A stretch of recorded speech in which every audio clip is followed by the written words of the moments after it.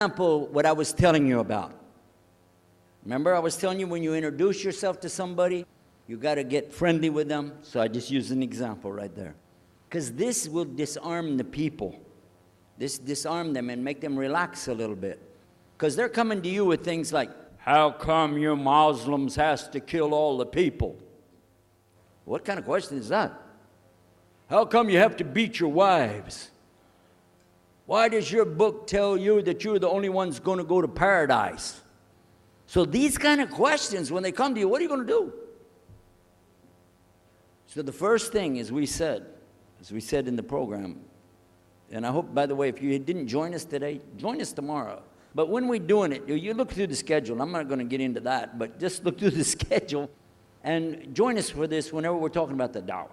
Because part of giving dawah is you. And if the people aren't buying it, they're not going to listen to what you got to say. So you got to soften them up a little bit. Got me? Okay, where are we? The subject tonight is the subject of priests and preachers entering Islam. And often people ask me, we heard about you used to be a priest or something, and you came into Islam, so, tell us about it. We want to know, how does that happen? And it's not just Muslims who want to know. Non-Muslims would like to know the story too, because they feel like, you mean you didn't understand? I mean, you were a priest, you didn't understand about Jesus? Come on, man. So it's a topic that I talk about a lot. The first thing I have to do is clarify a couple of points. I was not a priest. In the English, we use the word priest to mean somebody who is in the Catholic Church. If you're not from the Catholics, if you're from the Protestants, then you don't use that term. We usually use the term, for instance, pastor, minister, preacher, reverend, and these are some of the titles. We came up with an awful lot of them because that's the way humans are, right? Give ourselves titles. So I was a preacher and a minister of music. But that doesn't really matter, but just if you're talking to a Christian and you say a priest, he's going to say, oh my God, how is that? And when they find out, oh, you weren't a Catholic, well, that's a lie then, you weren't a priest. So I want to clarify that. As a matter of fact, I will tell you in my own estimation, I'm probably the least of the factions within this equation. Because there were so many other people that came into Islam the same time I did. That's why it takes a little bit of time to tell the story. But they asked me to tell it tonight, so we're going to do that. But I want you to listen carefully to realize what goes through the mind of a person that's not Muslim. Okay? And I usually start out by telling people that my father and I were both ministers, and both of us were also businessmen. In the reverse order. We were business first and preacher second. Got me? Because, well, as they say, business is business. And that's exactly how it worked. We operated mostly in Texas. We had a place in San Antonio, Houston, and also in the Dallas area. And we were very concerned about Christian conditions. So my father started something called Concerned Christian Centers. And basically, if you look at it from a material point of view, it was a place to sell stuff. But what we would do is take consignment things in. People could bring things into us, and then we would sell it and keep part of the money. And keep a lot of the money. But anyway, they would bring in what they make with their hands, arts and crafts. And a lot of old women, they like to sit around and make things, then they give it to us. And this helps the church, which is called the church, and then it helps them as well. So it became like business and religion tied together, and that's very common in our country. At one point, my father told me, we're going to start doing business with a man from Egypt. Well, I said, well, this is great, international, it sounds good, we can put this in our business card, we're international. He said, and this man, he's from Cairo, Egypt, and that's where, if you know, they have the Nile River, they have those big pyramids, they have the Sphinx, Abu Hul, they got everything. I'm saying, oh, this is good. He said, and he's a Muslim. I'll never forget it. I've told the story many times, but it's just like it happened yesterday. I'm standing in between the kitchen, or in the dining room and the living room area, like this when we're talking, and I just stopped like this. I said, what? A Muslim? No way. No way do I want anything to do with that. Dad, come on, you should know better than anybody. Because we were linked in with other preachers. My father supported people like Pat Robertson. Huh? You know him? Pat Robertson? And Oral Roberts. He's not very popular anymore, but he used to be real strong. And his ministry up in Tucson, up in Tulsa, Oklahoma. In addition to that, people like Benny Hinn. I don't know if you heard of Benny Hinn. He's coming over this way, so look out. And there's many of them. John Hagee, and the list goes on. Jerry Falwell, Jimmy Swaggart. Some of the names, maybe you heard those before. We know these people. We know all about them. Okay? So at one point, here I am standing there talking to my father about a Muslim. These are the enemies of God. This is what we've been taught. These same people, I just mentioned their names, in their preaching on the television and so on, this is what they teach. Muslims are no good. Now it just became Muslims are terrorists. But back then, we didn't reach that level yet. We were still just kidnappers, hijackers, They said that Muslims don't believe in God, that they're worshiping a black box in the desert, and they kiss the ground 5 times a day. Now that's what we know, man. So here's this Muslim going to do business with us. I told my dad, no way, I'm not going to do it. And he insisted. He said, I want you to meet this man. He's very nice. And I said, I don't want to meet him. I never am like this, by the way. But on this case, I said, no, that's one thing I'm going to stand firm against.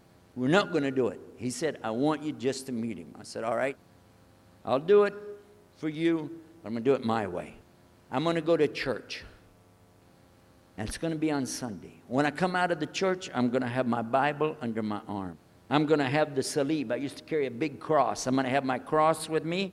And I'm going to have my hat that says, Jesus is Lord. And I'm going to have my wife, born-again Christian, with me. And we are going to get this demon, devil, infidel, Muslim, and we're going to show him Jesus. And this is a true story, by the way. So I got up that morning on Sunday, and I was thinking, man, We went to church. Strangely enough, the preacher was preaching out of the Old Testament about salvation coming at the time of David, which really puzzled me because according to Christianity, it's coming through Jesus. And it really, that opened a door for me, but that comes up later in the story. Why was he saying there's salvation before Jesus? That's interesting. Now, when I get there to my father's store, I'm looking around, I'm looking for somebody wearing, a long white robe and some kind of black, thing over that with a long beard. And I guess I was looking for me, wasn't I? Anyhow, when I get in there, I don't see this guy. By the way, imama, sword, everything. Ayatollah Khomeini, maybe. This is what I had pictured. I said, where is he? I'm ready. My father said, he's over here. I said, where? He said, here. This is a normal guy. He was normal. He didn't have a beard. He didn't have any hair at all. How do you do? I told him my name. He introduced himself. His name is Muhammad. I said, how do you do? After the niceties of hello, how are you, how's everything, I said, do you believe in God? He said, yes. Oh, yeah? Sure.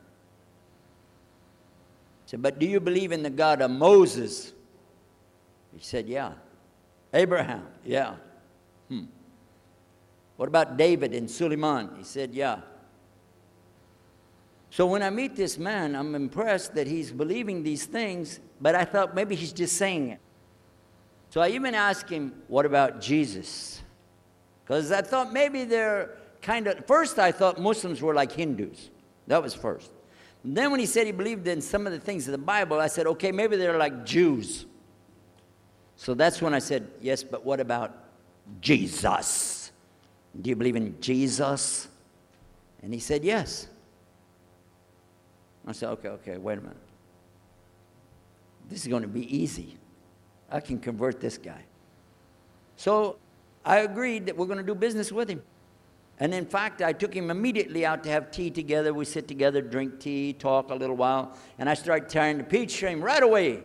I'm in the Bible. I got it right there. Flip it open. Genesis. Let's talk about Abraham. What do you know about Abraham? Abraham, he had 2 sons, you see, and blah, blah, blah, blah, blah. And I'm doing all the preaching to him. Imagine this. And he sat there. Okay. He's a graduate of Allah's heart. And he's, like this. Get me? You know what I'm saying?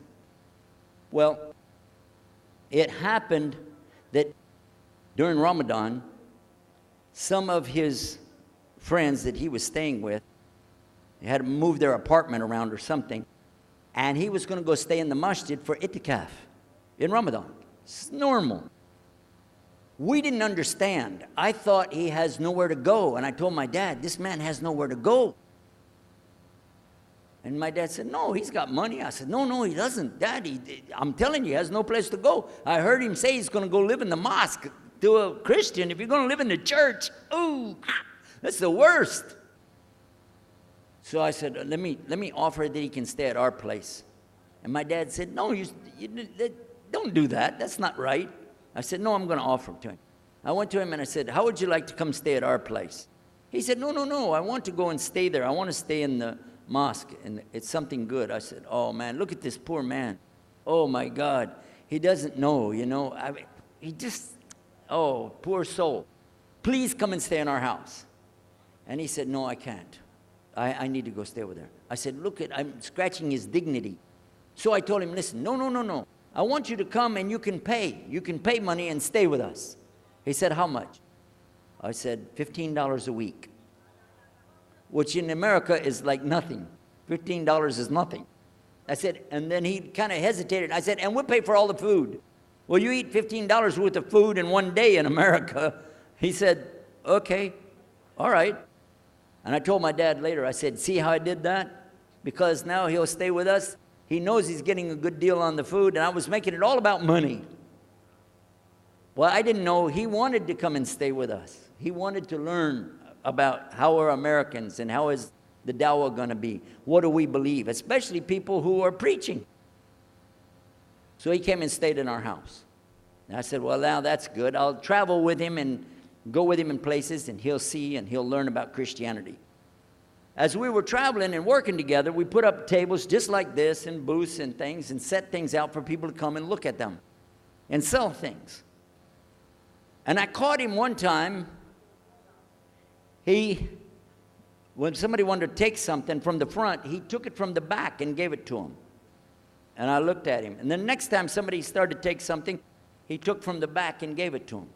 I said, hey, Muhammad, we take the stuff from the front because that's the old stuff. The new stuff in the back, just hold it back. You know what I'm saying? This is dated material. Get rid of the junk first.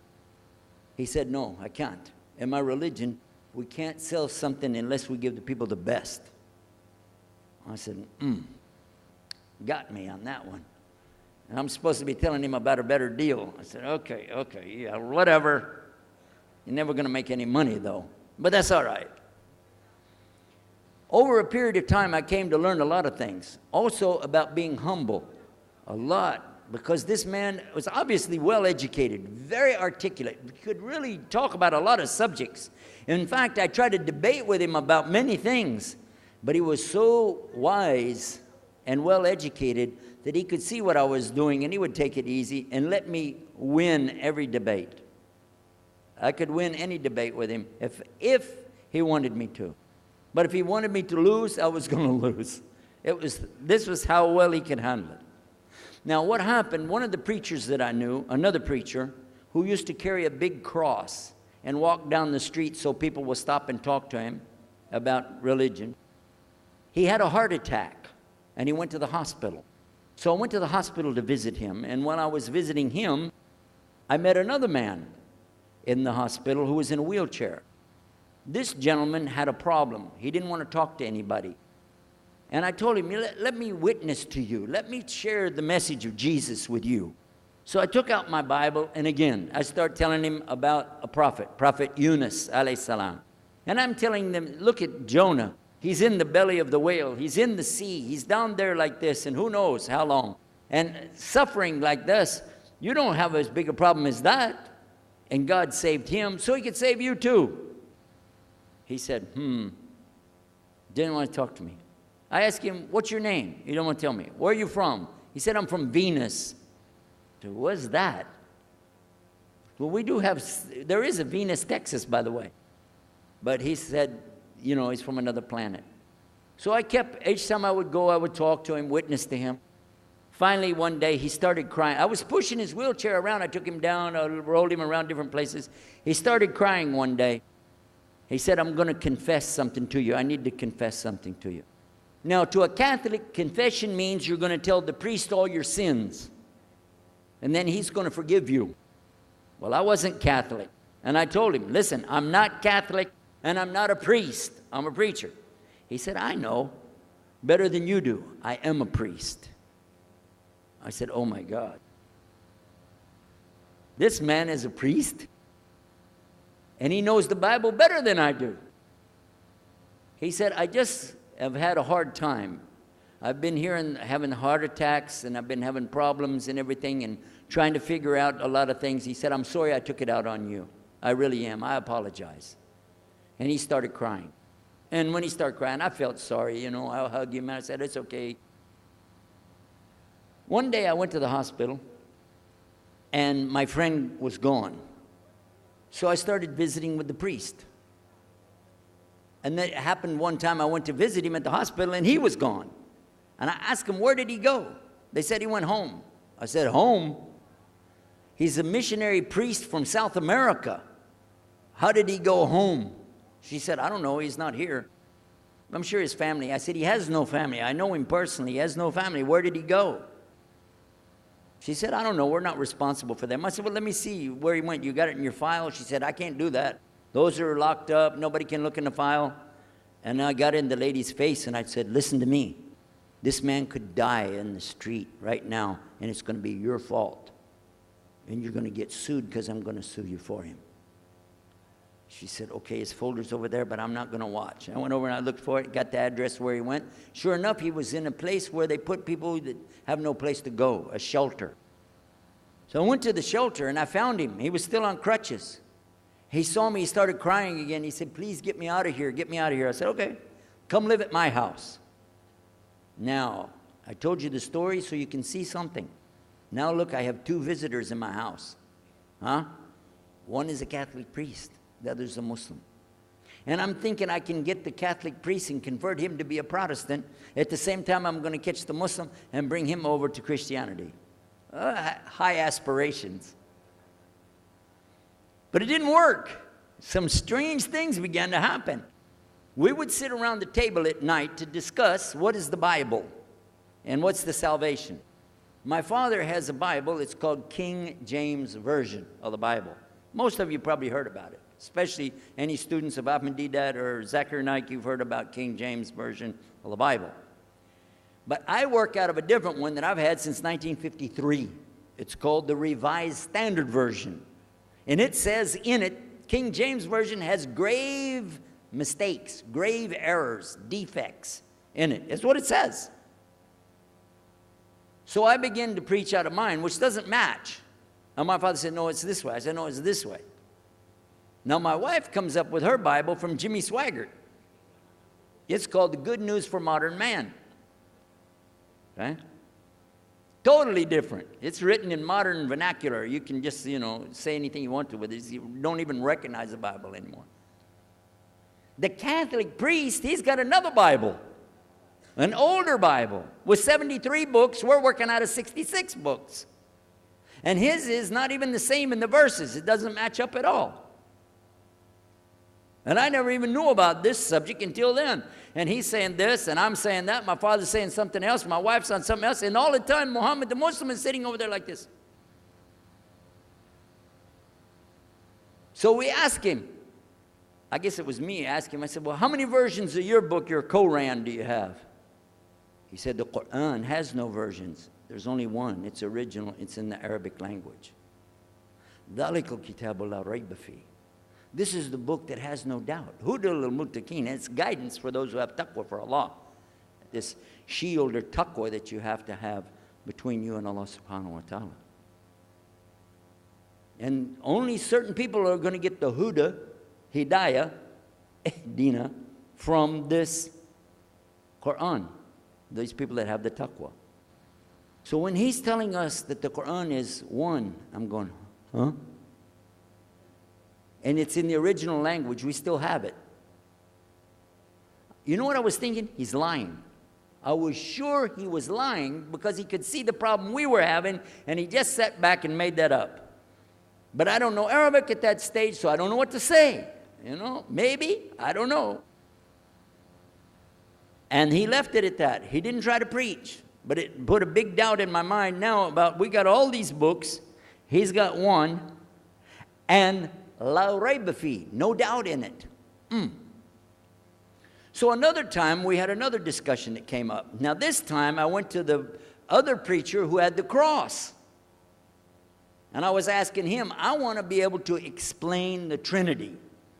He said, you know the Trinity. I said, yeah, I know. And I know the Council of Nicaea when we had that. But I want to know the way to explain it so a human being can just understand it.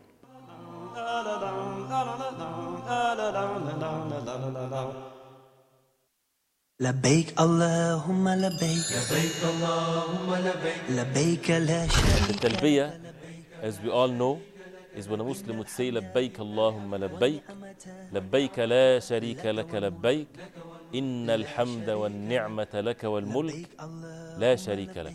Should not say that. Every Muslim should perform Hajj. And when we are performing the Hajj, we need to reach this perfection by seeking the pleasure of Allah subhanahu wa ta'ala alone, by seeking help from Allah subhanahu wa ta'ala, and making sure that Allah subhanahu wa ta'ala knows best and we do not know what is good for us. The Kaaba is not the bricks that is being built. The Kaaba is what is behind, or what's behind the meanings of Al-Kaaba, the first house of worship. If a person would know the wisdom behind every move that a person do in matters of worship, then where's the submission comes into the full meanings of it. To remember what Hajar, the wife of Ibrahim alayhi salam, when she went from the Safa to the Marwa, so concerned and disturbed about the affairs of her child Ismail, when he was laying some place between the Safa and the Marwa, crying because of the shortage of food and water.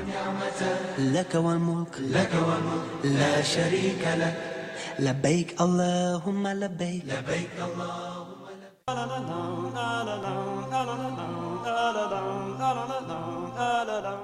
Said, okay, it's like an apple. Just take an apple. The apple has a shell around the outside, the skin. Inside is the meat. Inside of that is the seeds. Okay? 3 things, 1 apple. That's the way. I start going back. I'm going to tell this Muslim about the Trinity. But on the way, I remember his arguing with me, his way of debating with me. I said, no, he's going to tear me apart. As soon as I say seeds, he's going to say there's more than one. So it could be 7 or 8 or 9 or 10 gods all rolled into one. No. It's got to be special. It doesn't work like that. Let me go back and try again. So I went back to him. I said, what if he says there's more than one seed in there? He said, okay. I said, and besides, it could have a worm running through it. Then that would make it go up another notch. What can I do about that? He said, okay, forget the apple. I said, okay. It's like the babe, the egg. Use the egg. The egg has a shell. Inside of the egg is the white. Inside of the white is the yellow. 3, 1 egg. That's it. That's good to go. Now I start going home again, and it hit me. Wait a minute. The egg could have a double yolk. God becomes 4, just like that. Plus, it could be rotten. I'm not going to ask him again. So at the market one day, I saw a man, and I was talking to him because I was listening to some things that Muhammad had told us about the belief in Islam, Allah is one. And so I was telling this guy, you know, I got some doubts about the Trinity. He said, you a preacher, you have doubts? I said, yeah, it doesn't make any sense. It doesn't make any sense. How could 3 be 1? He said, okay, look. You see me? I'm one man. I said, yeah. He said, my wife? Yeah. It's one person. Yeah. He said, my son? Yeah. 3. 1. one family. It's the family of God. Use that. I said, there you go. The family of God. You don't get very far on that one, and you realize right away they could have another kid just like that. But worse, they could get a divorce. You want a God that can get a divorce? Huh? In Texas, if you get a divorce, your wife gets the cars, house, your retirement check, your 501, your Keogh plan. She's going to get your computer and even your email. You got nothing left. And I don't want a God that could have a worm in it. I don't want a God that can be rotten, and I don't want a God that can get a divorce. I want to explain this Trinity the right way.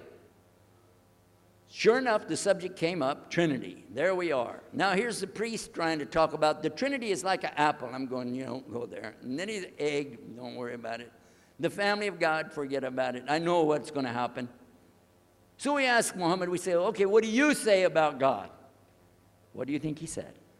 أعوذ بالله من الشيطان الرجيم بسم الله الرحمن الرحيم قل هو الله أحد الله الصمد لم يلد ولم يولد ولم يكن له كفوا أحد. And he explained it something like this. Say he is Allah, the unique, not like anything else. He's eternally sought after by his whole creation, but he doesn't need the creation. He's not the father of anything. He's not the son of anything. He's not like anything, and he is unique. Ahad. Boy, that's exactly what I already think, but I can't admit that. That sounds too easy. But plus in the Quran, Allah subhanahu wa ta'ala tells us to tell the Christians, don't say three. Here's a little point. I'm going to go out of the story for a minute to show you something. Nowhere in the Old Testament, the Torah, or the Zabur, the Psalms, or the Injil, which is the New Testament, nowhere in the Bible do you find the word Trinity. Not once. Not once is the word Trinity. But it's in the Quran. We have it in the Quran. It says, Thalath, tell them not to say Trinity. Oh! But they don't have it, and Allah said, don't say it. Guess what else? The word Bible is not in the Bible. Bible is from Greek. It means biblios or book. Book. But it's in the Quran many times. Is it? Kitab. Book. Ahl Kitab. People of the book. So we found in the Bible a shortage. They're talking about it, but the Quran is explaining it. I found actually in the Quran, I can explain the Bible much better because it gives me the things I didn't know how to explain. So then in my mind, look what I did. I started realizing what he was saying was true, but I never admitted it. Instead, I was taking this and mixing it. And when I would go give my next talk, I would say, so and so and so, and I would use what I learned from the Quran to explain what's in the Bible. Some of the people liked it, but some of them didn't. Because when I began to talk about salvation being based on what? And the Bible tells you in there, there's no Savior except God. It says it real clear. Jesus is not your Savior, God is. When I found that, I said, okay, let me try another way to explain that. Each thing as I would learn it, I'm trying to change how I'm presenting the thing. It still doesn't dawn on me, I need to do something. But I could see for sure God is only one, and so I totally forget the Trinity thing. My dad never did believe it anyway, so he had no problem with it. Now we come to some new thing. The priest asks the Muslim, can I go to your church with you? The mosque. He said, sure, come on. Well, he went, and they came back. So we took the priest aside. Come here, come here. What do they do? What do they do in there? Tell us, what do they do? Do they like kill some animals, or what do they do in there? He said, no, they just stand there like this, and they pray, and they leave. I said, what? They pray and leave? He said, yeah. Okay, what kind of music do they have? He said they didn't have any music. No music? How in the world are you going to worship God without music, man? So I asked him, Muhammad, you guys don't have any music? He said, no.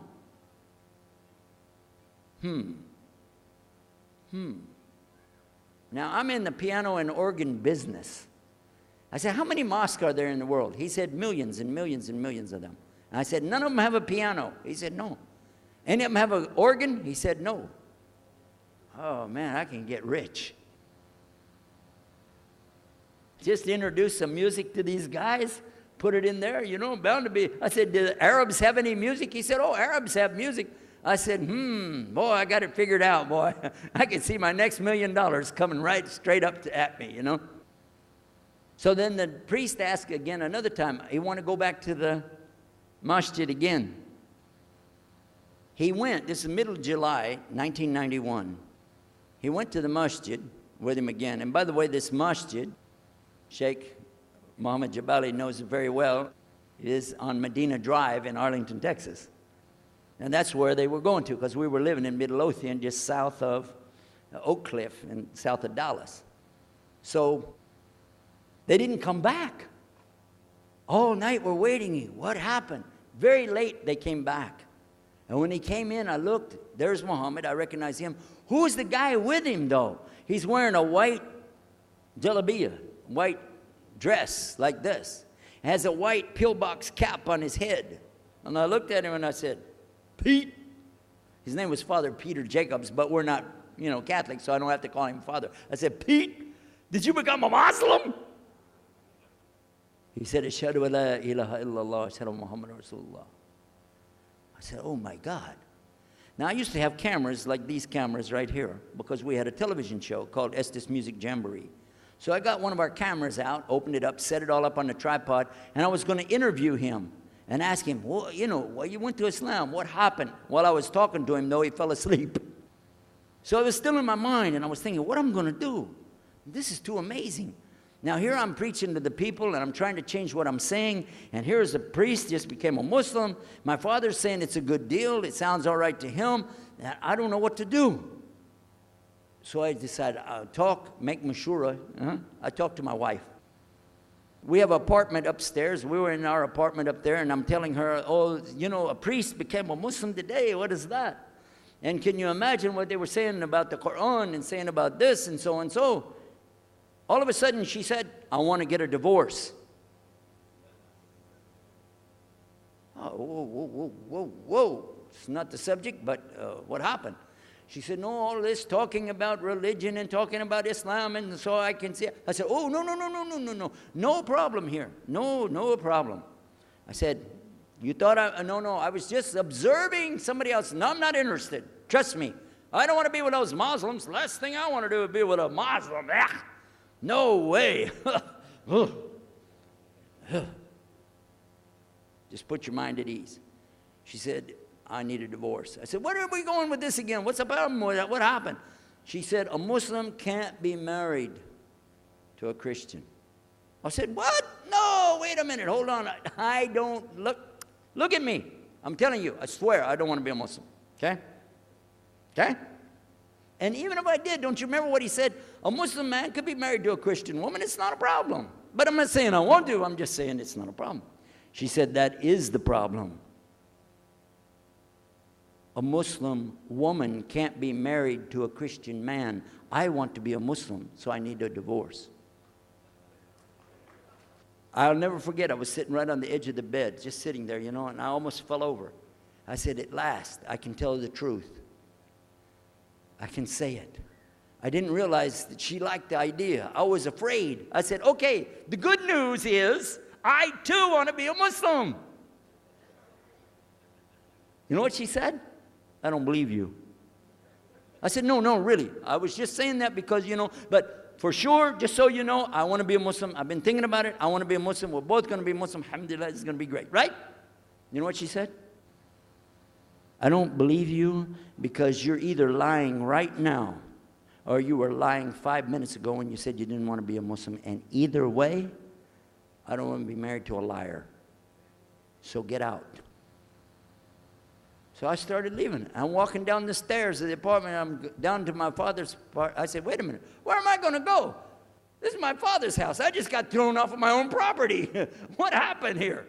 So I went to get to Muhammad, and I woke him up. I said, come, you and me, we got to talk. Come with me. And we went outside the house, and we walked those country roads in Midlothian, Texas, until the time for the dawn, the sun to come up at dawn. And all that time, I talked to him about what's it like to be a Muslim, how do you have to believe, what do you have to do. Let me hear all of it now, and no more playing a game. I'm not debating, I just want to know. Just tell me. Just tell me what's Islam. I need to know what I need to do. And he told me everything, and I realized this is it. I got to make a decision. This is a big deal, though. And he told me, okay, this is up to you. You have to go make a choice for yourself. I can't help you. I said, oh, my God. So when he was praying Fajr, I decided, I've been watching this man praying this direction with his head on the ground. It's so beautiful to see a man humble himself, put his head on the ground to the Rabbil Alameen. I said, oh, my God, let me try that. So I sneaked off somewhere where nobody could see me. Illallah. And then I found a place, a board there, and I bowed down on the ground, and I put my head down on the ground on that board there. And by the way, I'm pretty good at speaking, especially in prayers. I used to make so long a prayer, they wouldn't let me say the prayer at Thanksgiving because the food would be cold. Okay? But I put my head on the ground, and only these words came, no more words, just this. Oh God, guide me. That's it. And I was thinking, well, I got to say more than that. Nothing. Oh God, if you're there, guide me. That's it. After a while, I sat up and I looked around. There wasn't any fancy rainbow. It wasn't birds flying around. There was no big signs from above. There was no music, angels, harps, nothing like this. It was just a cloudy day in Texas. But inside, I could realize I had to make some changes. To me, that's what I need to do.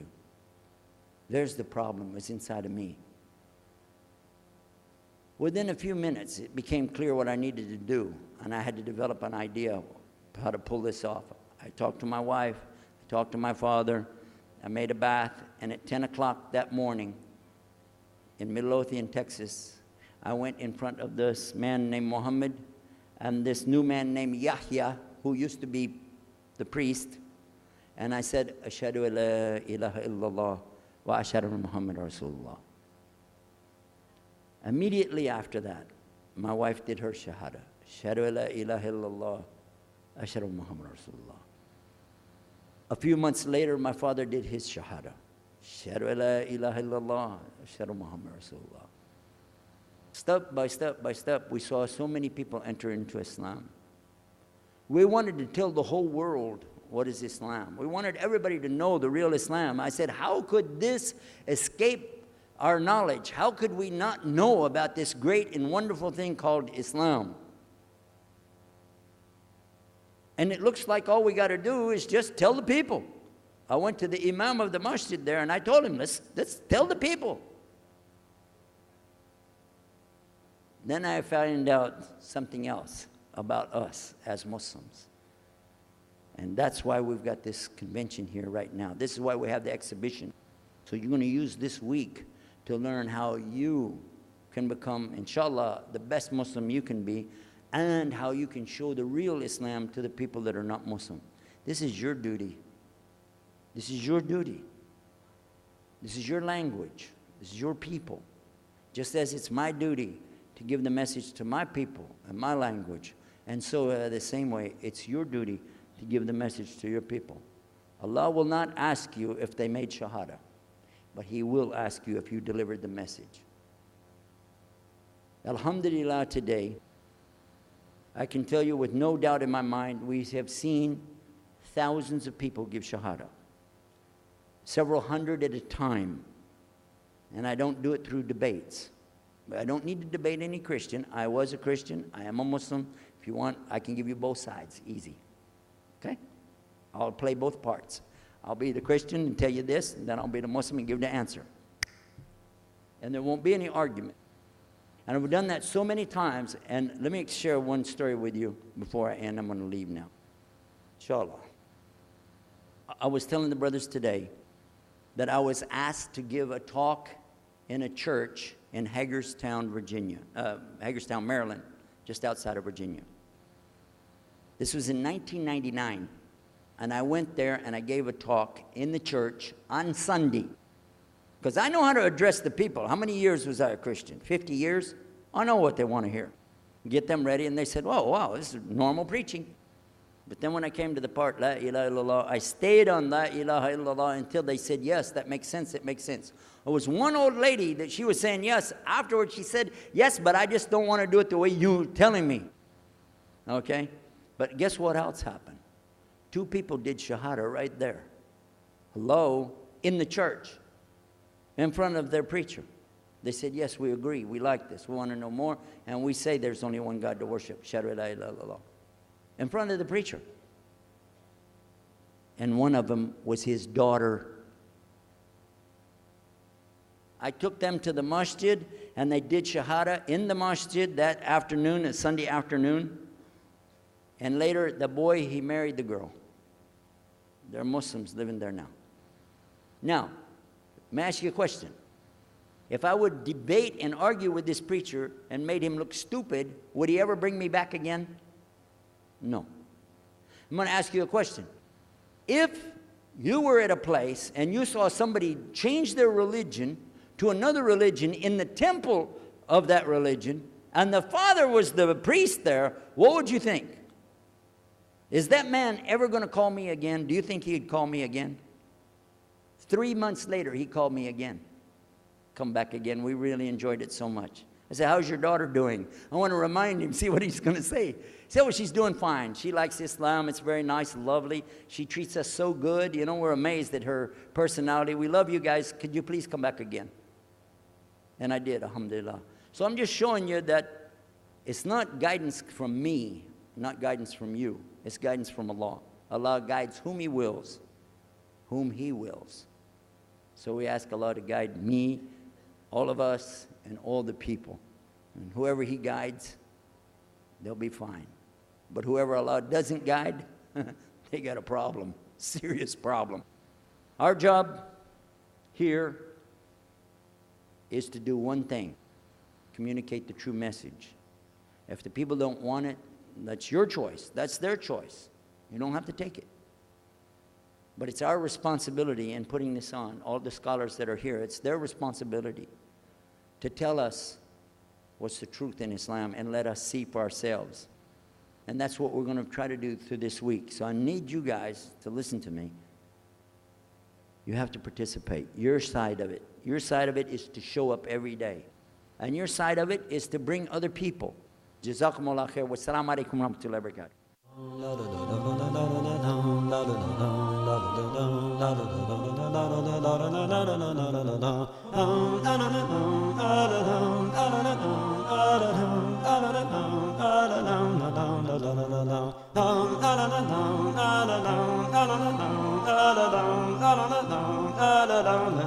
la la la la